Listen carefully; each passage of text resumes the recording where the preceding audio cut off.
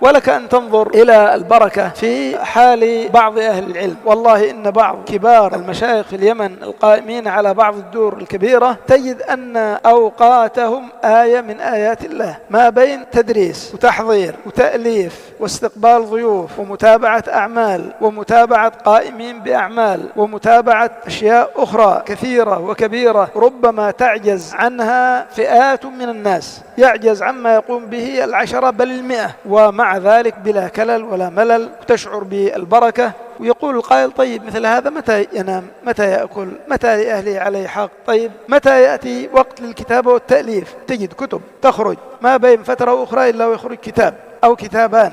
البركة من الله عز وجل، البركة من الله. بعض العلماء وبعض الناس حتى بعض أهل الدنيا الصالحين جعل الله في أوقاتهم وأعمالهم بركة، وهناك أسباب من ضمنها صلة الرحم.